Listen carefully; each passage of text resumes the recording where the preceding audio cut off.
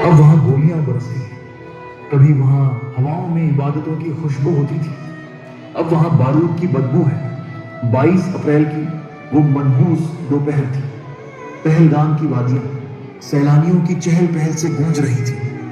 बच्चों की हंसी, कैमरे की क्लिक और माँ बाप की ममता से भरे स्वर। लेकिन तभी कुछ चेहरे नकाब में लिपटे हुए, जिनके दिलों में न इंसानियत थी न रहम, बस एक जुनून। जुनून नफरत का, जुनून खून का। क्या तुम हिंदू हो? ऐसे पूछ पूछ कर एक एक मासूम को मारा गया। मजहब बताओ, और फिर चल गई बंदूक की सीने चीर देने वाली आवाज। धर्म पूछ पूछ कर इंसानियत का जनाजा निकाल दिया गया उस दिन। और लहू, वो लहू जिसने जमीन को लाल कर दिया। वो कश्मीर जहां कभी कबूतर उड़ते थे, अब वहां लाशों के ऊपर चीलें मंडराती हैं। लेकिन एक सवाल अब भी गूंज रहा है, क्या हम चुप रहेंगे? क्या हमारी एकता इतनी कमजोर है? नहीं, भारत की मिट्टी वीरों से बनी है।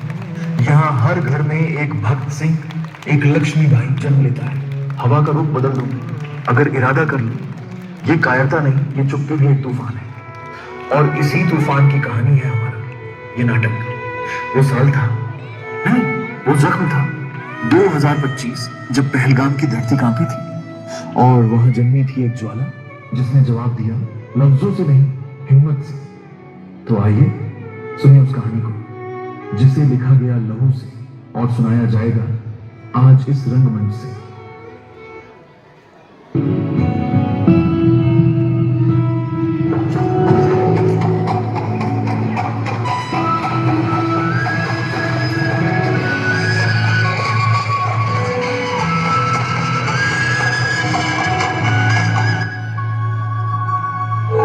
अरे भाई साहब, सच में अगर धरती पर कहीं जन्नत है तो यही है, यही है। सही कहे साहब, कश्मीर है ही जन्नत और ये पहलगाम उसका दिल।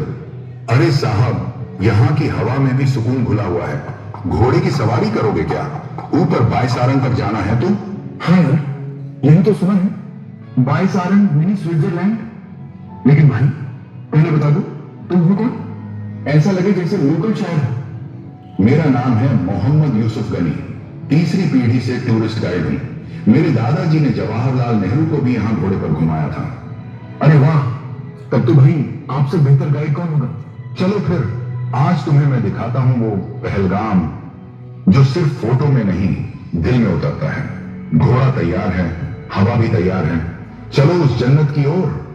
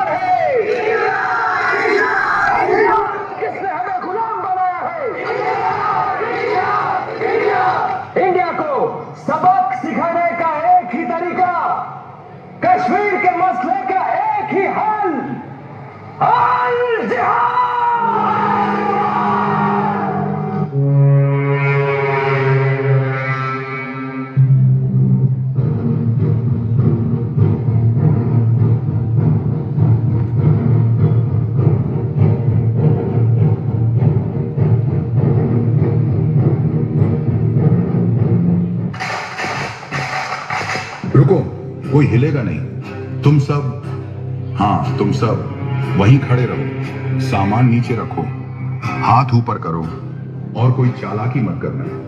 तुम सामने आओ। नाम क्या है तुम्हारा? धर्म क्या है तुम्हारा? मजहब बताओ। मैं हिंदू हूँ और ये मेरे साथ है, ये मुस्लिम है। लेकिन आप लोग हमसे हमारा धर्म क्यों पूछ रहे हैं? क्या कोई वजह है? कुछ समझ नहीं आ रहा। अब बहुत सब बकवास बंद करो।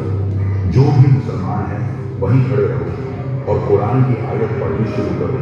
और जो हिंदू है, तुम सब एक तरफ हो जाओ जल्दी। हमें कोई अमन चैन नहीं चाहिए यहाँ। साफ साफ सुन लो, मर्द आगे आए, औरतें पीछे हटे। कोई चिल्लाया या दौड़ने की कोशिश की तो उसी वक्त उड़ जाएगा। यहाँ से कोई जिंदा जाएगा या नहीं, ये हम तय करेंगे। अब बोलो, कौन मुसलमान और कौन काफिर? अब वो देखो जो कभी देखा नहीं है।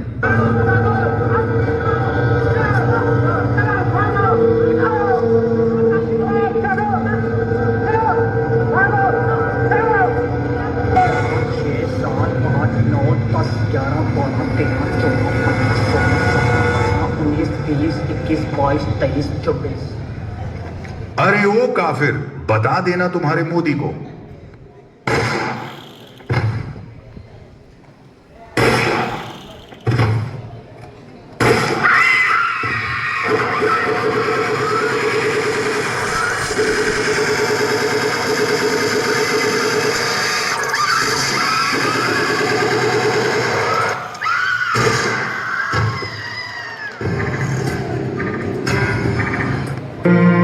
तेरी मिट्टी में मिल जावा, गुल करके मैं खिल जावा, इसी है दिल की आरज़ू।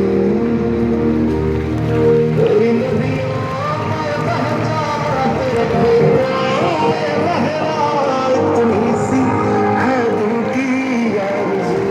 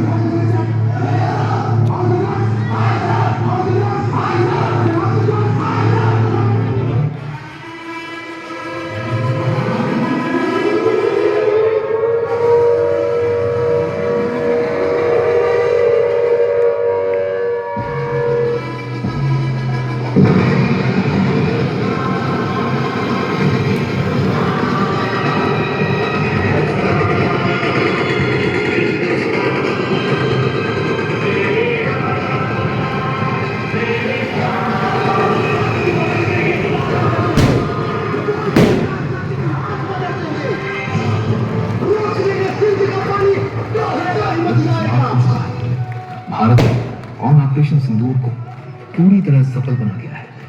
न्याय अब सिर्फ मांगा नहीं जाता, न्याय दिया जाता है और पूरा किया जाता है। भारतीय सेना ने पाकिस्तान की सीमा के भीतर घुसकर आतंकवादियों के अड्डों को तबाह कर दिया है। एक एक ठिकाना बर्बाद कर दिया गया है। लाहौर के एयर डिफेंस सिस्टम को भी तोड़ दिया गया है और पाकिस्तान को सीधी चेतावनी दी गई है। अब का भारत चुप नहीं बैठेगा, घर में घुसकर मारेगा। हमारी सेना के साथ आज पूरा देश खड़ा है। रूस द्वारा S-400 डिफेंस सिस्टम हमारी रक्षा में चौकस खड़ा है। देश की एकता के लिए आज IPL जैसे बड़े आयोजन भी रद्द कर दिए गए हैं। हर नागरिक, हर बच्चा, हर विद्यार्थी आज सब सैनिक बन चुके हैं, भारत माता के सच्चे सिपाही बन चुके हैं। यहाँ तक कि बाल शिविर के छात्रों ने 2 दिन पहले हुए ब्लैकआउट का भी डटकर सामना किया, मॉकटेल सफलतापूर्वक पार किया और दिखा दिया कि एकता और अनुशासन हमारे खून में है। आज का भारत नया भारत है जो किसी भी हमले का जवाब दुगनी ताकत से देगा। हम तैयार हैं हर परिस्थिति के लिए, हर मोर्चे के लिए। इस अद्भुत नाटक का आयोजन किया है स्वामीनारायण गुरुकुल विश्वविद्या प्रतिष्ठान, ACGVP।